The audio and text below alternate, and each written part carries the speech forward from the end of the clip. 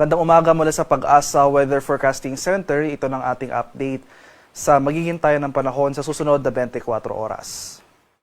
Wala pa rin tayong minomonitor na low pressure area o anumang sama ng panahon, kaya nananatiling maliit yung tsansa na magkaroon tayo ng bagyo sa mga susunod na araw. At sa kasalukuyan, tatlong weather system ang umiiral sa ating bansa. Una, itong Intertropical Convergence Zone o yung salubungan ng hangin mula sa Northern at Southern Hemisphere umiiral sa may Mindanao at Palawan. Ito namang Northeast Monsoon o yung malamig na hanging amihan ay nakakaapekto dito sa areas ng Northern Luzon. At for Metro Manila at nalalabing bahagi ng ating bansa, itong Easterlies o yung mainit na hangin galing sa Karakatang Pasipiko, yung weather system na umiiral sa ating areas. At makikita natin ngayong madaling araw pa lamang, may mga naobserbahan na tayong mga makakapal na kaulapan dito sa southern portions ng Pilipinas. At para sa magiging lagay ng ating panahon ngayong araw, so for Luzon, dahil sa epekto ng shear line o yung convergence ng mainit at malamig na hangin, makakaranas tayo ng mataas na tsansa ng mga kaulapan at mga kalat-kalat na pag-ulan, pagkulog at pagkidlat sa may Cagayan at Isabela. Samantala, ito namang areas ng Aurora, Quezon, Bicol Region, dahil naman sa easterlies, makakaranas rin tayo ng mga sustained na mga kaulapan at pag-ulan. Kaya eastern section ng Luzon, maghanda tayo at maging alerto sa mga possible flooding at landslides kung lalo na kung malalakas at tuloy-tuloy yung pag-ulan na ating mararanasan. For Metro Manila and the rest of Luzon, ay generally fair weather ang ating inaasahan ngayong araw. Partly cloudy to cloudy skies, pero nandiyan pa rin yung mga tsansa ng mga usual afternoon to evening na mga rain showers or thunderstorms.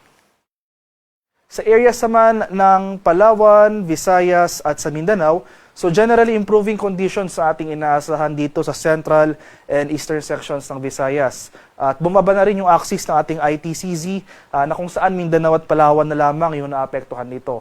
Pero dahil sa easterlies, posible magpatuloy pa rin yung mga pag-ulan dito sa eastern section ng Visayas, particular na sa eastern Visayas. At dahil naman sa ITCZ, patuloy tayong makakaranas ng mga kaulapan at pag-ulan sa buong Mindanao at sa Palawan. Kaya sa mga nabanggit ko pong lugar, Mindanao, Palawan at Eastern Visayas, maghanda rin po tayo sa mga banta ng pagbaha at pagbuho ng lupa. Sa kalagayan naman ating karagatan, sa kasalukuyan, walang nakataas na gale warning. Pero iba yung pag-iingat pa rin sa ating mga kababayan na maglalayag, especially sa northern and western seaboards ng Luzon dahil for the next 24 hours, posible pa rin tayo makaranas dyan ng katamtaman hanggang sa maalong karagatan. Para naman sa ating 4-day weather outlook, so yung magiging lagay ng ating panahon sa mga susunod na araw, bukas araw ng Martes may inaasahan tayong surge o yung pagbugso ng northeast monsoon. So may kalakasan yung surge na ito. So possible mamayang hapon or bukas sa madaling araw, mag-issue po tayo ng gale warning dito sa northern and western seaboards ng Luzon in anticipation sa mga matataas na alon na dulot ng pagbugso ng ating hanging amihan. And for Tuesday to Wednesday, dahil nga sa epekto ng ITCZ, so yung ITCZ further pang mag-shift southward yung axis nito, so itong southern section na lamang ng Mindanao at Palawan, possibly yung areas na maapektuhan ng ITCZ starting tomorrow. So mababawasan na rin yung mga pag-ulan sa malaking bahagi ng Mindanao, pero magpapatuloy pa rin yung mga kaulapan at pag-ulan, particular na dito sa area ng Davao Region, Socsargen, Barm at Zamboanga Peninsula. Dahil naman sa epekto ng shear line, asahan pa rin natin yung mga pag-ulan. So muli itong shear line yung convergence o yung boundary ng mainit at malamig na hangin, kaya posible pa rin magpatuloy yung mga pag-ulan dito sa may Cagayan at Isabela. Dahil naman sa easterlies, mababawasan na rin yung mga pag-ulan dito sa Eastern Visayas, Bicol Region, Aurora at sa Quezon. So kaakibat nga ng pagbugso ng ating northeast monsoon, asahan na rin natin yung pagbaba ng ating minimum temperature, especially sa madaling araw. Pagsapit naman ng Thursday to Friday, ay mas tuluyan pang lalakas yung ating northeast monsoon. So possible, malaking bahagi na ng Luzon, yung, or more in particular, itong main ng Luzon, malaking bahagi na yung makakaranas ng epekto ng northeast monsoon. So kaakibat nito yung pagbaba ng ating thunderstorm activity, especially sa hapon o sa gabi for the western section ng Luzon area.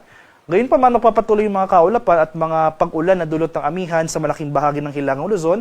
Yung axis rin o yung salubungan ng mainit at malamig na hangin, yung shear line natin, bababa rin yung axis nito, na kung saan posible itong magdulot ng mga pag-ulan sa may Aurora, Quezon at sa Bicol Region. So sa mga di ko po nabanggit na lugar for Metro Manila and the rest of the country, particular na sa Visayas and Mindanao towards the end of the week, inasahan natin na mababawasan yung mga pag-ulan sa Visayas at Mindanao, pero nandiyan pa rin yung mga tsansa ng mga usual afternoon to evening na mga rain showers or thunderstorms, kaya ugaliin pa rin na magdala ng pananggalang sa ulan. So sa kasalukuyan, wala rin tayo monitor na low pressure area at nananatiling maliit yung tsansa na magkaroon tayo ng bagyo within the next 3 to 5 days. Haring araw sa Kamunilaan ay sisikat mamayang 5:58 ng umaga. Lulubog naman mamaya sa ganap na 5:24 ng hapon.